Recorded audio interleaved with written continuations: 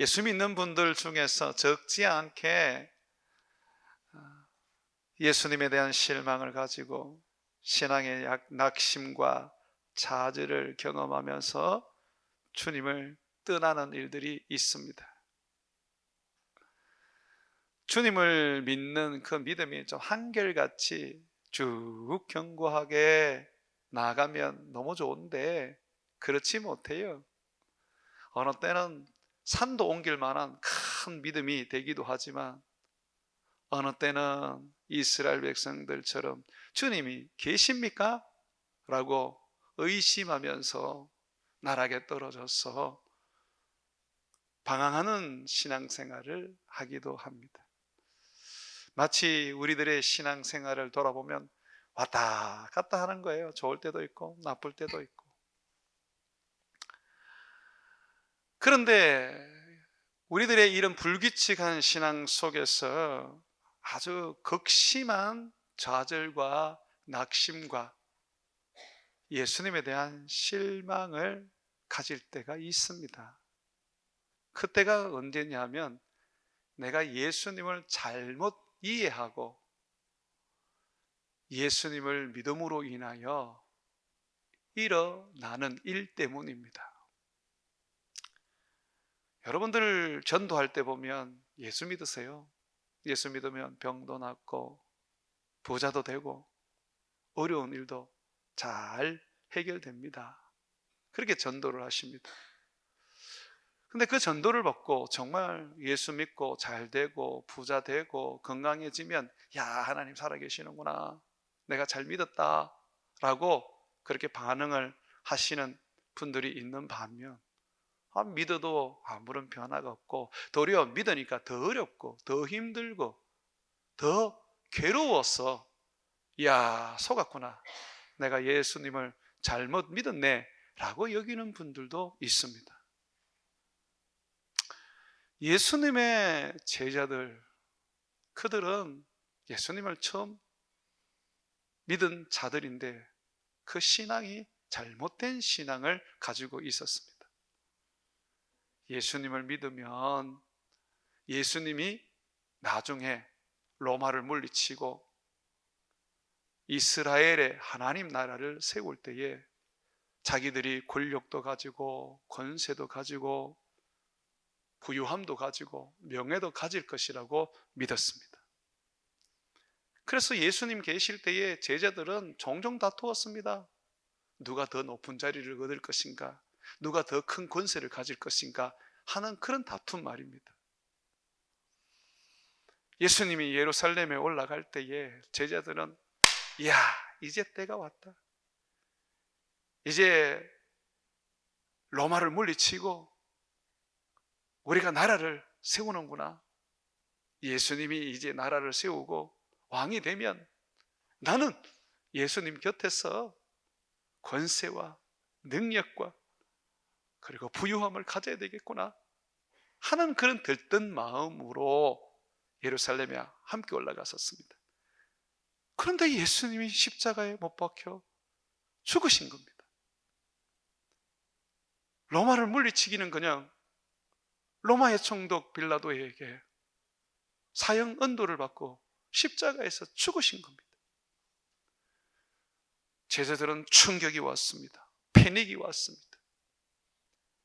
예수님 믿고 잘 살려고 했는데, 예수님 믿고 세상에 한 권세 누려보고 싶었는데, 예수님 믿고 부자 되고 싶었는데 그 모든 것이 무용지물이 되어버린 것입니다. 사실 제자들이 예수님께 적지 않는 투자를 했습니다. 3년 동안 예수님을 따라다니면서 그들이 가지고 있는 모든 것 다 버렸습니다. 예수님의 제자 중에 야고보와 요한은요, 제법 어부로서 부자였습니다. 아버지와 함께 배를 가지고 그리고 품꾼도 부리면서 윤택하게 살고 있었습니다. 그런데 예수님이 제자로 부르니까 그들이 하나님 나라 세우겠다고 예수님과 함께 이 세상 로마에서 해방시켜 영광과 권세와 부유함을 가지겠다고 모든 걸 버린 겁니다. 베드로는 안 그렇습니까? 베드로도 자기가 가진 거 다 버리고 예수님을 쫓았습니다. 베드로뿐만 아니라 모든 제자들이 그랬습니다. 예수님께 제자들이 이렇게 말씀을 드린 적이 있습니다. 예수님, 보십시오. 우리가 모든 것을 버리고 주를 따랐습니다. 예수님은 정말 모든 걸 다 버리고 자기를 따르는 그 제자들을 알고 계셨습니다. 그래서 예수님이 이렇게 말씀을 해주셨어요. 내가 진실로 너희에게 이르노니 나와 복음을 위하여 집이나 형제나 자매나 어머니나 아버지나 자식이나 전토를 벌인 자는 현세에 있어서 집과 형제와 자매와 어머니와 자식과 전토를 100배나 받되 박해를 겸하여 받고 내세에 영생을 받지 못할 자가 없느니라. 예수님 때문에 모든 걸 다 버렸다고 얘기하니까 예수님이 뭐라 그러냐면, 내가 안다. 너희가 이 현세, 너희가 살고 있는 지금 이곳에서 너희는 100배나 복을 받을 것이다. 뿐만 아니라 내세 너희가 죽어서 천국에 가면 영생을 누릴 것이다 라고 하셨어요. 여러분, 이 말씀을 들으면요, 저도 이 말씀을 들으면 이 땅에서 복받고 잘되고 형통하고 부자 된다는 거로 받아들일 수밖에 없어요. 제자들은 일종의 투자를 했습니다. 내가 배도 버리고 내가 아버지도 버리고 품꾼도 버려도 괜찮다. 내가 나중에 예수님이 하나님 나라를 이 땅에 세울 때에 내가 높은 권세를 가지고 권력을 가져서 버렸던 것 다시 다 회복하고 내가 섭섭하게 했던 우리 가족들 내가 더 그들을 위해서 축복하고 헌신하면 된다, 그렇게 생각했을 거란 말이죠. 그런데 예수님이 죽어버리시는 거예요. 십자가에 죽어버리시는 거예요. 예루살렘에서 어떤 권세를 얻을 줄 알았는데, 나라를 얻을 줄 알았는데 예수님이 죽어버리시는 거예요. 얼마나 제자들이 절망스러웠고 얼마나 고통스러웠고 좌절스러웠고 실망스러웠을까요?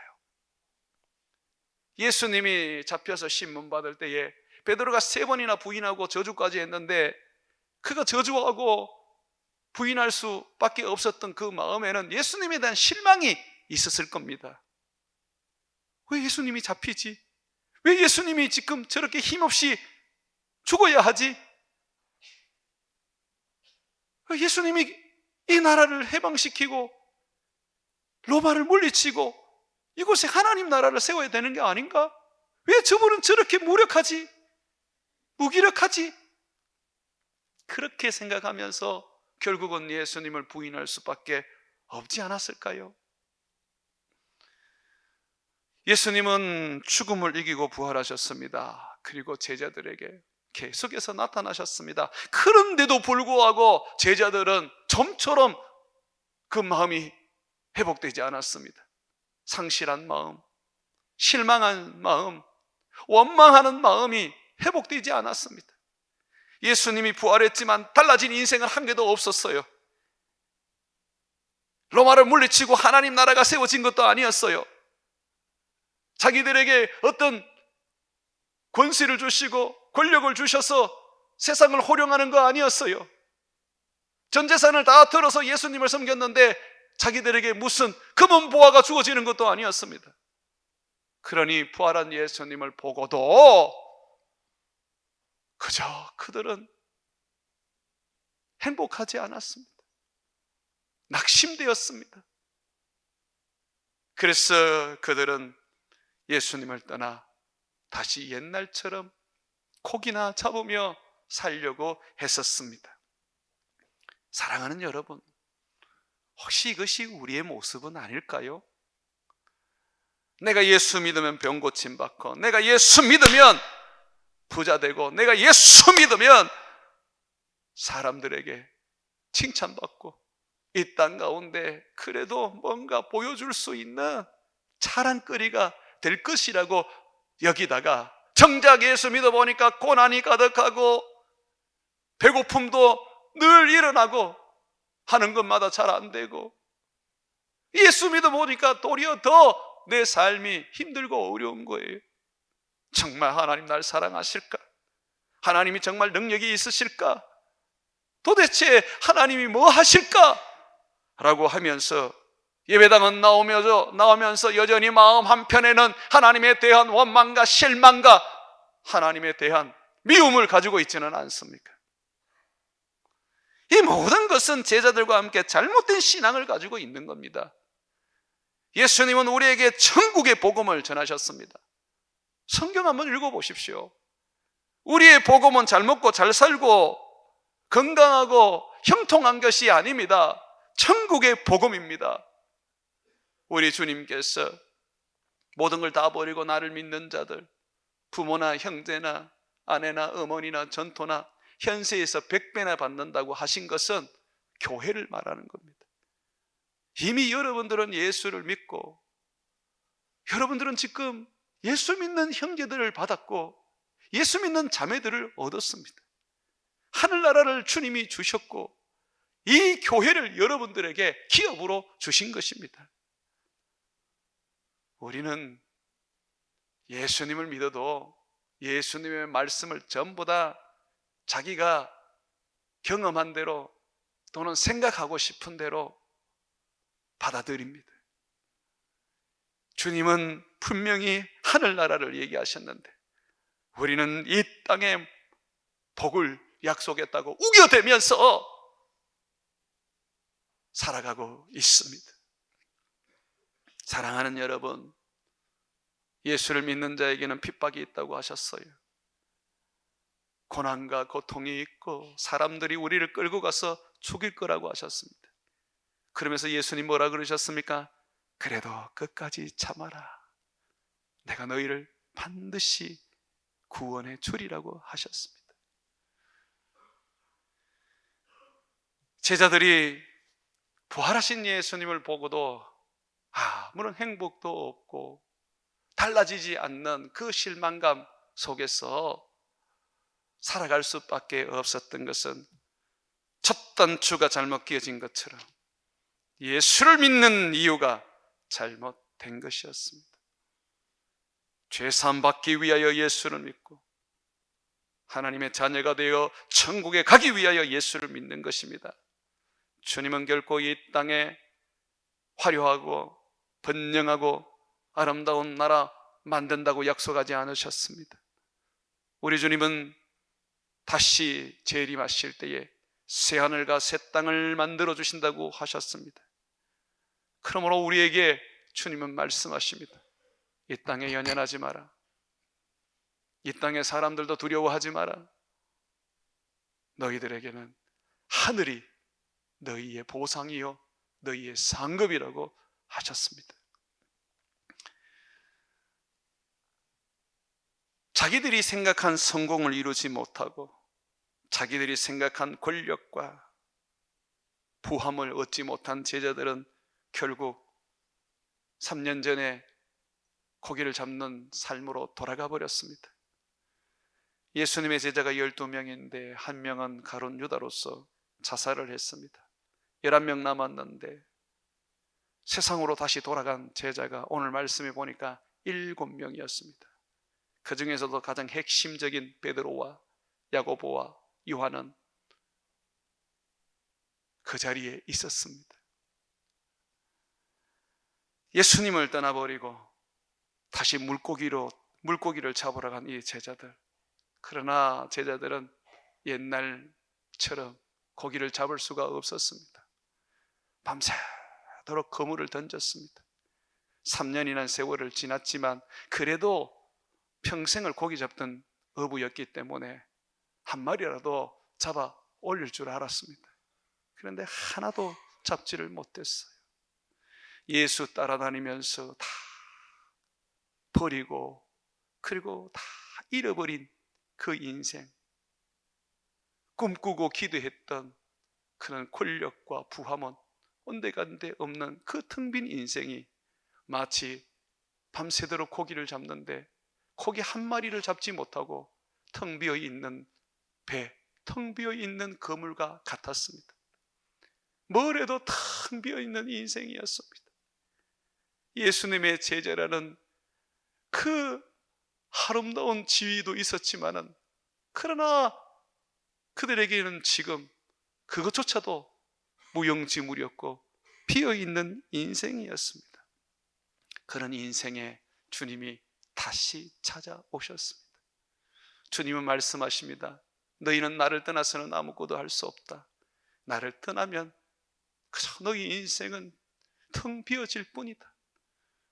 탕자처럼 모든 것을 잃고 돼지가 먹는 지엽 열매나 먹는 처참한 삶을 살 뿐이다.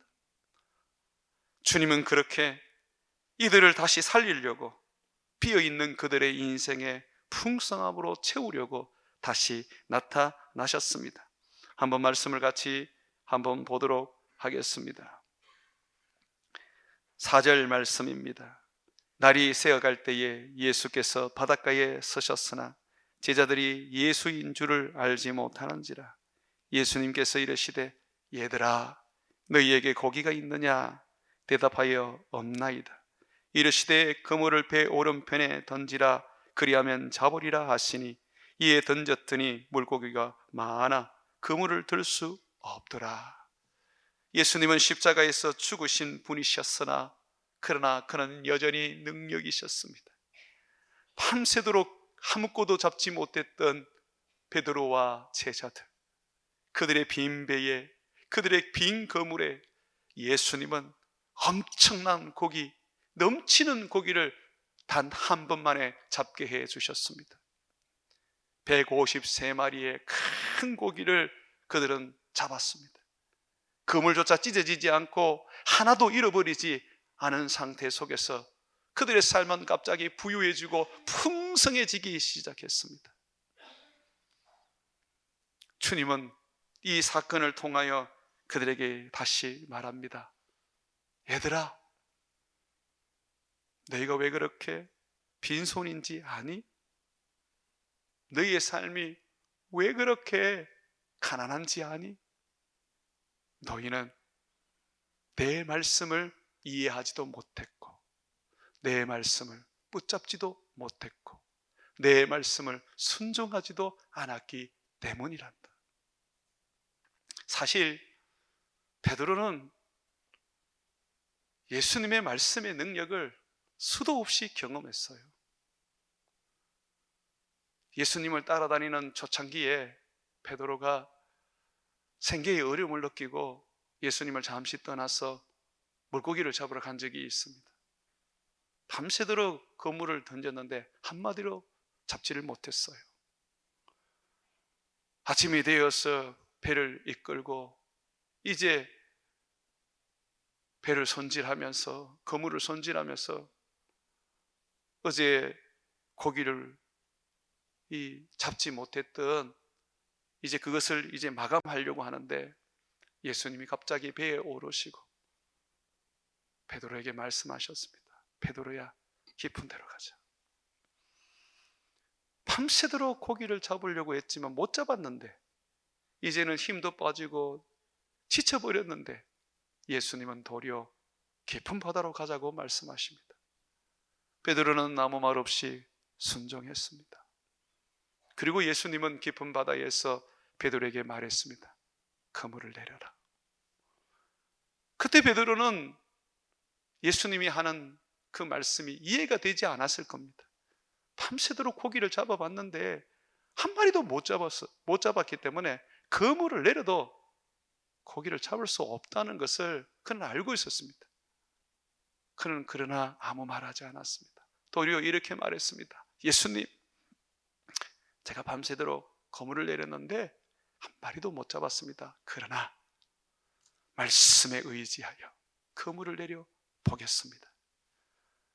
베드로는 주님의 말씀에 불평하고 원망하지 않고 불순종하지 않고 그대로 바로 순종하면서 그물을 내렸습니다. 놀랍게도 그물을 내리는 순간 엄청난 고기가 잡혔고, 그 고기는 자기 배로만 채우기에는 너무 많아서 동료를 불러서 2배에 가득 채우게 되었습니다. 주님은 그때도 베드로에게 말씀하셨습니다. 베드로야, 말씀을 순종하고 말씀을 따라서 살고 말씀으로 네 삶을 헌신하면 너의 삶은 풍성해진다. 그러나 그걸 잊어버렸어요. 왜 잊어버렸을까요? 예수님과 함께 로마를 물리치고 권세를 얻고 권력을 얻고 부자가 되고 사람들에게 자랑거리가 되겠다는 그 얄팍한 인간적인 욕심에 빠져 있었기 때문입니다. 주님의 말씀 앞에 굴복하고 주님의 말씀 앞에 헌신하고 주님 앞에 그 말씀을 복종하지 않았기 때문에 그의 삶은 비어 있을 수밖에 없었던 것입니다. 부활하신 예수님은 베드로와 제자들에게 말씀을 던지셨습니다. 그들의 삶이 풍성해질 수 있도록 말씀을 던지셨습니다. 요한복음 20장 21절과 22절을 보십시오. 부활하신 예수님이 그들에게 뭐라고 하셨습니까? 예수께서 또 이르시되 너희에게 평강이 있을지어다. 아버지께서 나를 보내신 것 같이 나도 너희를 보내노라. 이 말씀을 하시고 그들을 향하여 숨을 내쉬며 이르시되 성령을 받으라. 너희가 누구의 죄든지 사하면 사하여질 것이요 누구의 죄든지 그대로 두면 그대로 있으리라 하시니라. 뭐라고 하셨어요? 성령 받고 죄된 세상, 죄인으로 죽어가는 사람들, 그들에게 복음을 전해서 살려라고 했습니다.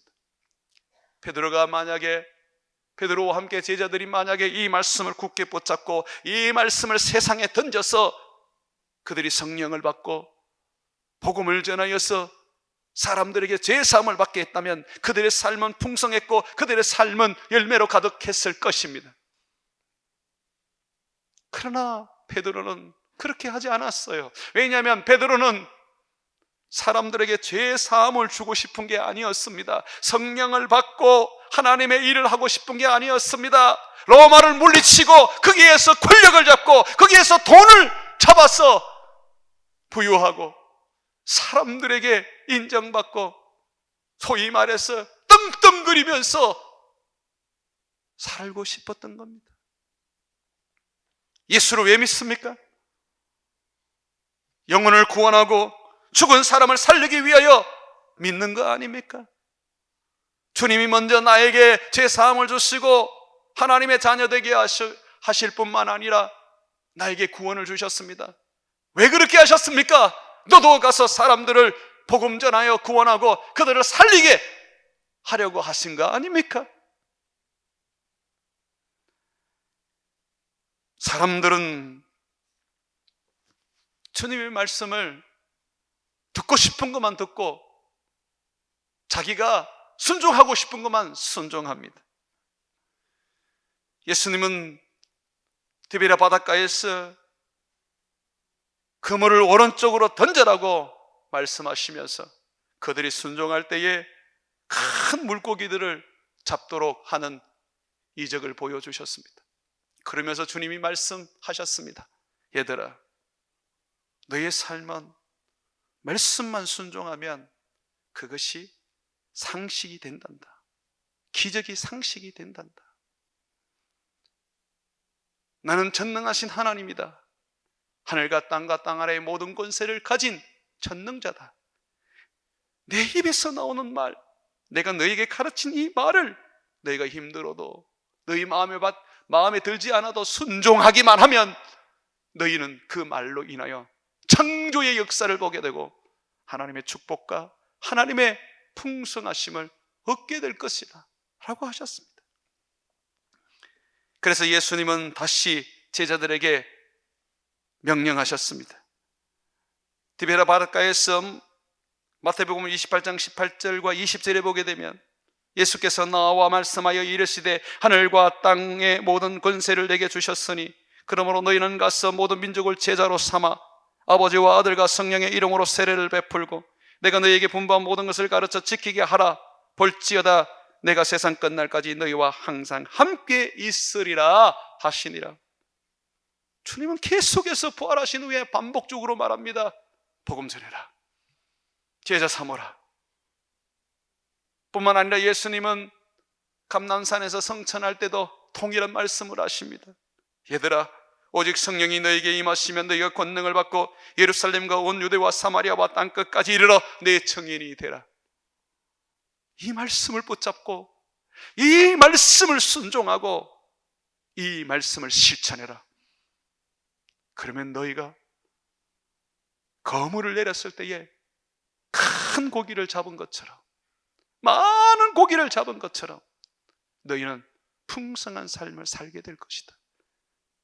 빈손이 아니라 나눠줄 수 있는 넘치는 손 가지게 될 것이라고 해주십니다. 사랑하는 여러분, 예수를 왜 믿습니까? 예수를 믿는 이유는 나를 위하여 십자가에 죽으시고 나를 위하여 다시 살아나신 우리 하나님의 아들 예수 그리스도의 말씀을 순종하고 그 말씀을 따르고 그 말씀을 실천하기 위한 것입니다. 텅 빈 인생 가득 채우려면 주의 말씀을 붙잡고 힘입어 그 말씀을 순종하며 살아야 합니다. 불순종하면 망합니다. 아담과 하와는 하나님이 처음으로 창조한 우리 인류의 조상입니다.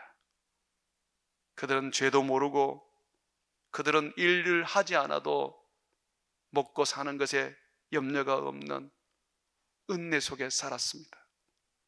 그런데 그들이 먹지 말라는 선과 악을 아는 나무 열매를 따먹고 불순종함으로 말미암아 그들은 망하게 되었고 죽게 되었고 그의 자손들 우리까지도 멸망과 죽음에 이르게 되었습니다.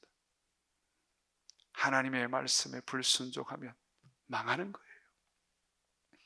하나님의 말씀이 세상을 창조하신 것처럼 이 말씀은 살았고 이 말씀은 영이기 때문에 이 말씀에 복종하면 창조의 역사가 일어나지만 이 말씀에 불순종하면 죽음의 역사가 일어나는 것입니다.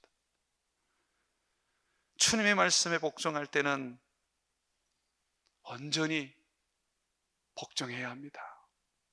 하나님이 사울 왕에게 아말렉을 완전히 진멸하라고 명령하셨습니다.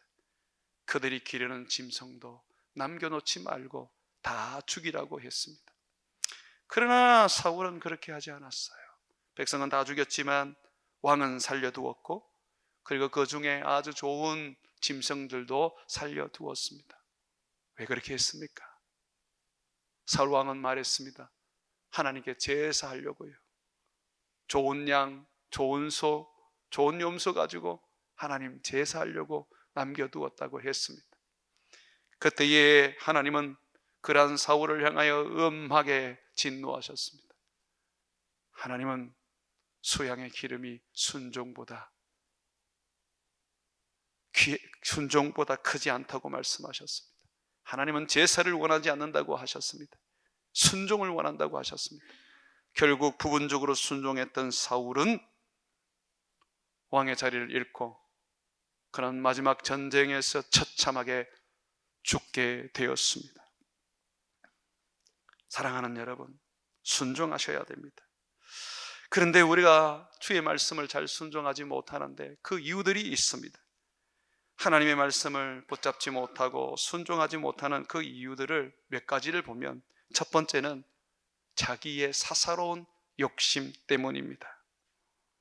자기가 원하는 길, 자기의 꿈, 자기의 미래가 하나님의 말씀과 다르기 때문에 자기에게 미래와 꿈과 자기의 삶을 버릴 수 없기 때문입니다.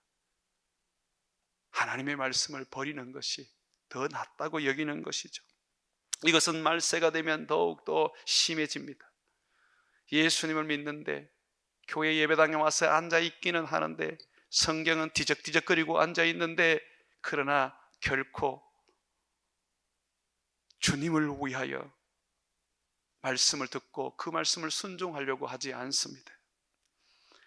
디모데후서 4장 3절과 4절에 보게 되면 때가 이르리니 사람이 바른 교훈을 받지 아니하며 귀가 가려워서 자기의 사욕을 따를 스승을 많이 두고 또 귀를 진리에서 돌이켜 허탄한 이야기를 따르리라.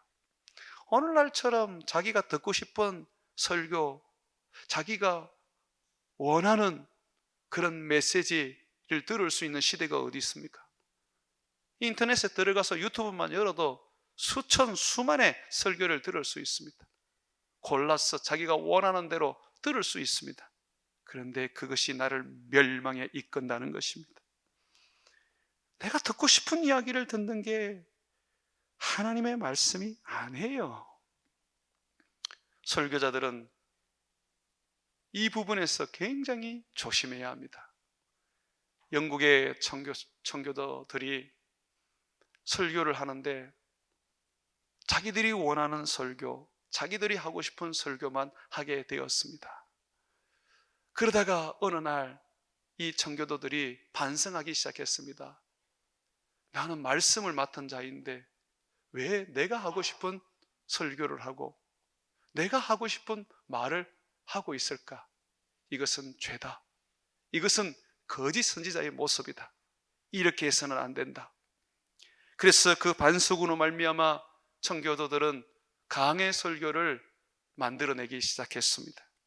이곳저곳에서 성경을 끄집어내서 하고 싶은 대로 설교를 하는 것이 아니라 한 성경을 가지고 놓고 요한복음 같으면 요한복음 1장에서 21장까지 그 말씀을 계속해서 이어가면서 설교하기 시작했습니다.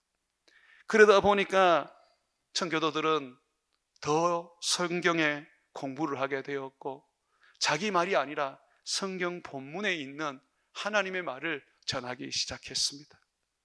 그것이 종교개혁의 놀라운 열매를 맺는 결과가 되었습니다. 사랑하는 여러분, 저도 그래요. 강의 설교보다는 그냥 내가 은혜 받고 내가 그냥 생각나는 거 설교하는 게 편합니다. 강의 설교라는 것은 어떤 본문은 쉬운 본문이 있는 반면에 어떤 본문은 어려운 본문입니다. 그런데 그 본문을 내가 설교를 하려면 정말 수도 없는 시간들을 실험해야 됩니다. 이 책도 읽고 저 책도 읽고 묵상도 해야 되고. 강의 설교를 시작하면서 저는 설교가 이렇게 힘든가 하는 생각을 하게 되었습니다. 주일날 오늘 사역을 마치면 집에 가면 그때부터 설교 준비를 시작합니다. 왜 그렇게 해야 합니까? 하나님의 말씀을 들려주려고 하기 때문입니다. 때로는 성도님들이 그런 얘기를 합니다. 목사님이 우리를 치네.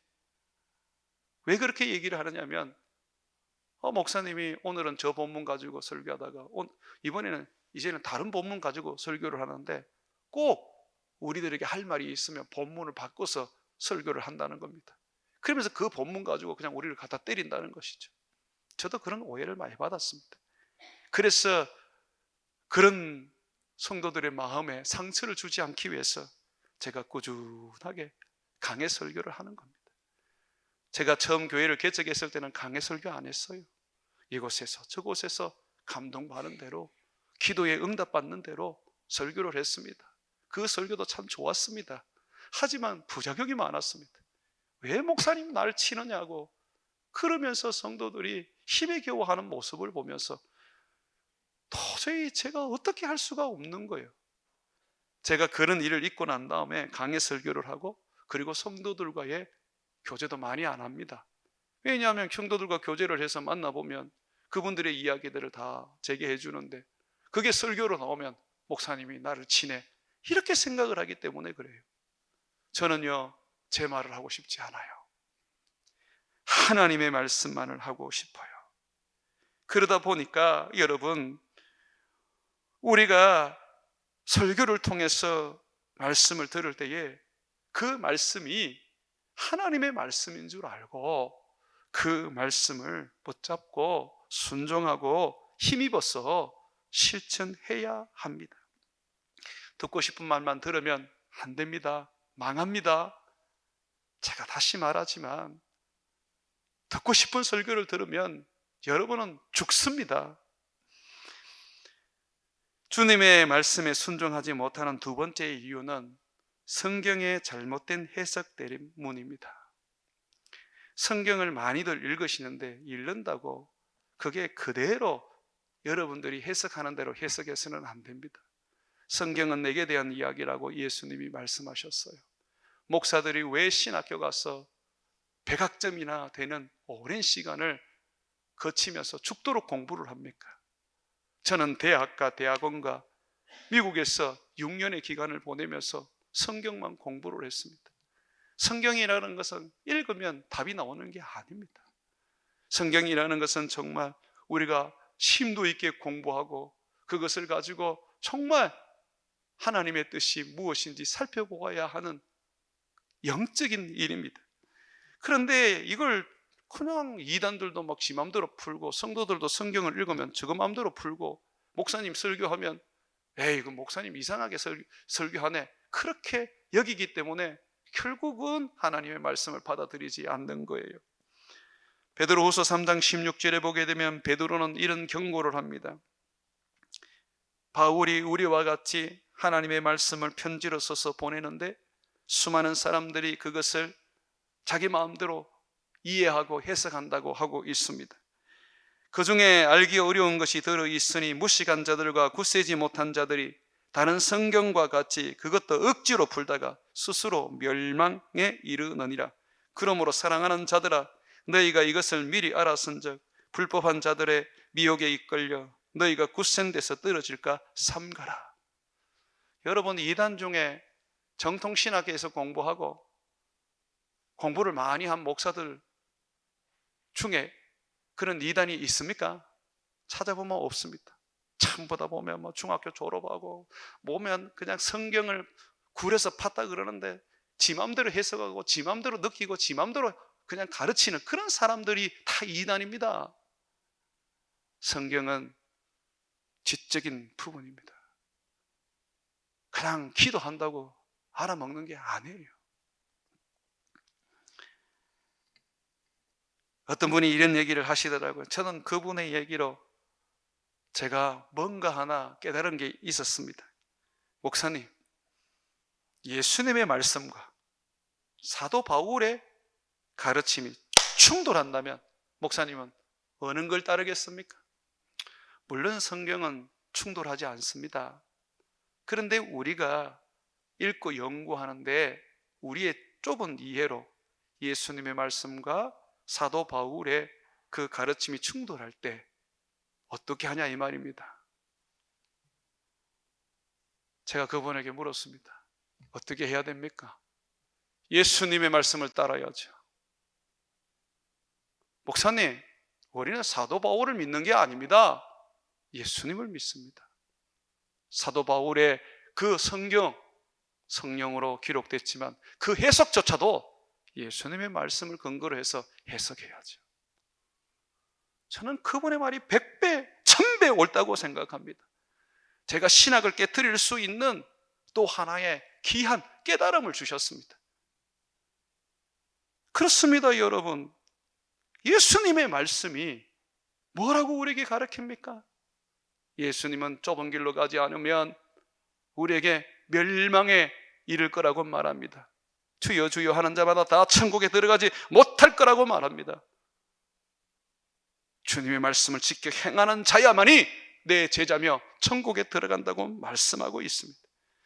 예수님의 말씀을 읽어보십시오. 어느 하나 쉽게 천국 들어가는 말씀이 있는지. 하나님의 말씀을 붙잡지 못하는 이유 중에 또 하나는 거짓 선지자의 달콤한 가르침 때문입니다. 거짓 선지자들은 와서 평안하다, 걱정 없다, 잘 된다 라고 말합니다. 예레미야 시대의 예레미야는 목에 멍에를 메고 거기에 줄을 달아서 온 거리를 다니면서 사람들에게 외쳤습니다. 여러분들은 멍에를 메고 바벨론으로 붙잡혀 갈 것입니다. 하나님이 여러분들을 이렇게 하실 겁니다. 그런데 그때의 선지자라고 하는 하나냐는 다르게 말했습니다. 하나님이 우리에게 평안을 주신다. 우리에게 자유를 주신다. 하나님이 우리를 축복하신다. 결국 예레미야의 그 명예를 빼뜨려서 꺾어버리면서 하나님이 이렇게 하신다 그랬어요. 이 거짓 선지자의 말이 결국은 사람들에게 인정이 되고 왕도 받아들이게 되어서 선지자 예레미야는 감옥까지 갇히게 되었습니다. 사랑하는 여러분, 왜 우리가 하나님의 말씀에 순종하지 못합니까? 거짓 선지자들의 말, 거짓 목사들의 말, 여러분들이 믿고 있는 그 잘못된 목사들의 말이 여러분들을 지금 죽이고 있기 때문입니다. 그렇다면 어떻게 우리는 하나님의 말씀에 순종할 수 있을까요? 목사가 전하는 말씀에 대한 경외와 사랑과 두려움을 가지십시오. 목사는 자기 말을 하지 않습니다. 만약에 목사가 자기 말을 한다는 것은 결국 그 목사는 하나님이 치실 겁니다. 저의 씨름은 여러분들과 하는 씨름이 아닙니다. 나는 하나님과 씨름합니다. 날마다 내 자신을 쳐서 복종시켜 하나님의 말씀을 전하려고 애쓰는 씨름을 합니다.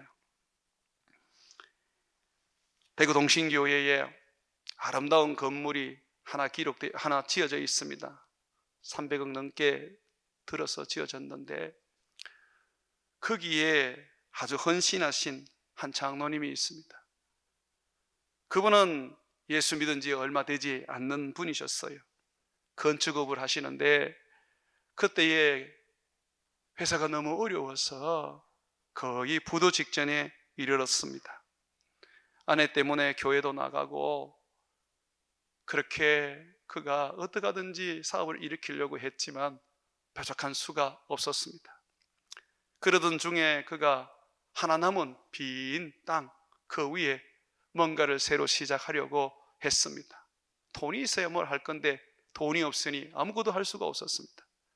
그때에 누군가의 권면으로 목사님을 모시고 예배를 드리게 되었습니다. 목사님은 그 빈 공터에 그분과 함께 예배를 드리면서 그분에게 이렇게 권면을 했습니다. 집사님, 먼저 하나님을 위해서 한번 살아보십시오. 먼저 그 나라와 그 의를 구하면 이 모든 걸 더해 준다고 하셨습니다. 집사님의 사업은 이 모든 것에 불과할 뿐입니다. 하나님을 위해서 먼저 살아보십시오. 하나님을 위해서 먼저 헌신해 보십시오. 그러면 지금 이 어려운 기업을 하나님이 축복해 줄 겁니다. 그래서 집사님이 목사님께 물었습니다. 목사님, 제가 뭘 할까요? 목사님이 말했습니다. 집사님은 건축 전문가니까 지금 우리 교회 건축하는 거 아시죠? 한 300억 정도 드는데 집사님이 거기에 좀 자문위원도 하시고 거기에 좀 실질적인 좀 역할을 하셔서 이 교회, 이 건물이 정직하게 잘 지어질 수 있도록 좀 하십시오 라고 했던 겁니다. 이 집사님은 선뜻 받아들이기가 어려웠어요. 지금 내가 다 망하게 됐는데 발로 뛰어도 내 기업을 다시 일으키기도 어려운데 무슨 시간을 내어서 내가 지금 교회 건축을 하나 하는 그런 생각이 들었던 거죠. 그런데 기도하는 아내가 여보, 목사님 말씀 한번 순종해봐. 목사님이 설교하시는 게 성경 말씀이야. 먼저 그 나라와 그 의를 구하라. 그리하면 이 모든 것이 더해준다는 그 말씀 한번 붙잡아봐. 집사님은 아내의 말에 떠밀려다시피 그렇게 교회 건축에 관여하기 시작했습니다. 열심히 했습니다. 최선을 다했습니다. 그런데 힘에 겨웠습니다. 거기에는 교인들끼리 이권 다툼이 있었고 심지어는 부정부패도 있었고 정말 차마 세상에서 할 수 없는 것도 그 안에는 벌어지고 있었습니다. 이분은 너무 낙심하고 탄식이 생겼습니다. 세상에서도 안 하는 걸 교회가 해? 그러면서 이분은 그냥 떠나게 되었습니다. 그때에 목사님이 다시 그분을 찾아가서 그분에게 권면했습니다. 집사님, 집사님이 정직하게 하시면 됩니다. 집사님이 성실하게 하시면 됩니다. 집사님이 사람 보지 말고 충성되이 하시면 됩니다. 허물 많은 사람들, 저들도 집사님이 용서하고 사랑하시면 됩니다. 목사님은 그 집사님에게 정직과 성실과 충성을 가르쳤습니다. 집사님은 그 말씀을 다시 붙잡고 그 어려움 속에서 다시 건축을 하기 시작했습니다. 그분의 그런 헌신이 있어서 교회는 아름답게 잘 건축이 되었고 빛 하나 없이 교회가 세워졌습니다. 자, 그리고 난 다음에 정말 하나님의 약속대로 그 집사님은 그 기업이 살기 시작했습니다. 빈 땅 하나 있었던 그 기업이 지금은 큰 빌딩을 짓고 중견 건축 회사로서 이름난 곳이 되었습니다. 제가 집사님한테 물어봤습니다. 집사님, 그때와 지금을 비교하면 하나님이 얼마나 복을 주셨습니까? 10배 이상이죠. 집사님, 요즘 경기가 많이 어려운데 지자재 값도 많이 올랐는데 임금비도 많이 올랐는데 힘들지는 않습니까? 다들 힘들다 그러는데 저는 일거리가 참 많습니다. 이 일을 다 못해서 지금 문제입니다 라고 하더라고요. 그러면서 그분이 웃으면서 하는 말이, 목사님, 제가요 한 번도 제 사업을 할 때는 느껴보지 못했는데 제가 교회 건축하는 데 뛰어들었을 때 하나님의 손을 경험했습니다. 하나님의 손을 경험했는데 하나님께서 그 일을 하시는데 저는 깜짝 놀랐습니다. 그런데요 목사님, 그 손이 저는 교회에만 있는 줄 알았는데 그 손이 떠나지 않고 내 기업으로 옮겨와서 내 기업에 늘 하나님의 손이 우리 기업을 축복하고 이끌어가고 있습니다. 저는 나를 도우시는 하나님을 지금도 만나고 있습니다 라고 하더라고요.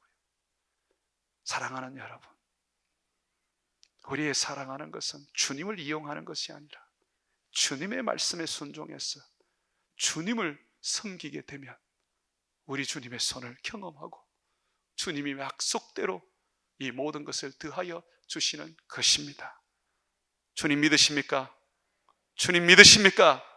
그분을 섬기십시오. 그의 일을 먼저 하시면 여러분들은 하나님이 주시는 축복 속에 살아가게 될 것입니다.